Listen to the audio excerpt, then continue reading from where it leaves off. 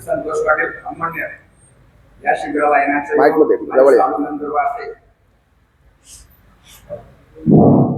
संतोष पाटील अमण्य या शिबिराला यायचा योग माझ्या साडूमुळे आला. नंतर पाटील डीएल बच्चाव यांनी मागच्या वेळेस शिबिर केलं होतं, त्यांनी मला पाठवलं. मी 16चे पेशंट आहे. परत मला वजन वाढ आणि कोलेस्ट्रॉल 3 आजार मला होते. या 7 दिवसात एक दिनचर्यामुळे माझा काल कोलेस्ट्रॉल जेवढी लेवल पाहिजे त्या स्वामी पहिल्या देऊन गोळ्या बंद करून दिल्या. जेवढी लेवल पाहिजे त्याच्याही काल देऊन दिली.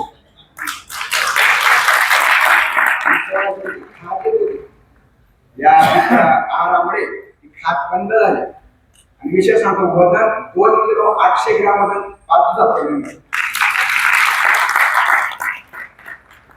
आता मी आपला स्वतःबद्दल सांगतो. फक्त शिबिरात वर्णन करतो. हे शिबिर कसं आहे, या शिबिरात आता ज्ञान देणारे लोक कसे स्वामींचं वर्णन करत आपण अध्यात्माप्रमाणे करायचं म्हटलं. पंचअंगी काटे 8 अमृताचे साठे. पंचाच्या अंगाला काटे असतात. आपल्याला वाटतं दुखतंय बाबा 8 अमृताचे काटे स्वामींच्या गोपालच्या मनामध्ये आजर आहे, प्रेम आहे. बघा आपल्याला अनुभवाला सांगतात, आपल्या रागावले सांगतात, आपल्या प्रीती आपल्याला सांगतातच चांगलं वाटतं. दुसरा एक अनुभव मी त्या सेवेकऱ्यांचा आणि त्या जेवणाचा सांगतो. ज्ञानेश्वर महाराजांनी ज्ञानेश्वरमध्ये गोळी आहे, सुगरणी आणि उदारी रसज्ञ आणि जेवणारे त्या पंक्तीचं काय होणे स्वातंत्र्य. एवढी तर माझे स्पष्टीकरण सांगतो. सुगरणी आणि उदारी महिला मंडळ तुम्ही सुगरण असतात आणि उदार नसतात.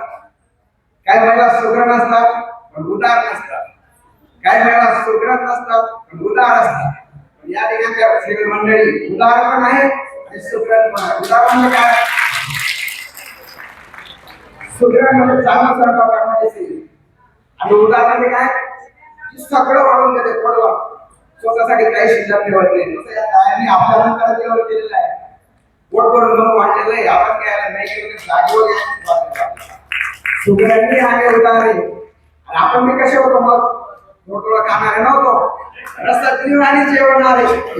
आपण 2-3 प्लेट 2-4 क्लास घेतला आणि माशा पंक्तीला आनंदाचं काही म्हणून राहील का? खूपच आनंद आलाय असा दिवसामध्ये. आता शेवटचं सांगतो. तुम्ही आपण सगळे साधगीत आलेलो आहोत. आपण हे ज्ञान घेतलेलं आहे, घरी घेऊन जायचंय, प्रचार करायचा आहे. एक घेणारे वेगळे आणि न घेणाऱ्यांचे उदाहरण सांगतो. ते माऊलींनीच लिहिलेलं आहे. पाहे पाच पवित्र आणि गोड पदराचे न्याळ गोचर परी तो अशुद्धच असेल. गाईच्या कासेमध्ये गोचीड असतो, स्तनाला बाहेर चिपकलेला असतो. आपल्या देवाला त्याचा अंतर किती असतो पण त्या कापायचा भेद असतो. पाहे पाच पवित्र आणि गोड. दूध पवित्र आहे, गोड आहे, तो डबकाच्या जवळ आहे, तरी तो अशुद्धच असेल. दूध पितो का? घेऊन ज्यांनी घेतलं नाही, काढली काढलं नाही, तर ज्यांना फसलंय हे समजून घ्यायचं अशुद्धच ठेवणार. दुसरं एक उदाहरण सांगतो. का कमलकंद आणि दर्दुरी नांदेनुक एकेची गेली. कमळाचा कंद आणि बेडकी एकाच चिखलामध्ये राहतात. का कमलकंद आणि दर्दुरी नांदेनुक एकेची गेली, परी मकरंद तो भ्रमर येऊन बाहेर सेवन केली.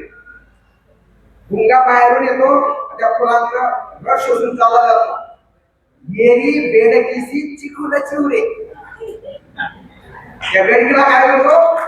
चिखलच उरतो. आपण जरी आगे काढलं नाही, आपण सुद्धा त्या बेडकीपेक्षा काही कमी राहणार नाही. एवढं करतो. धन्यवाद.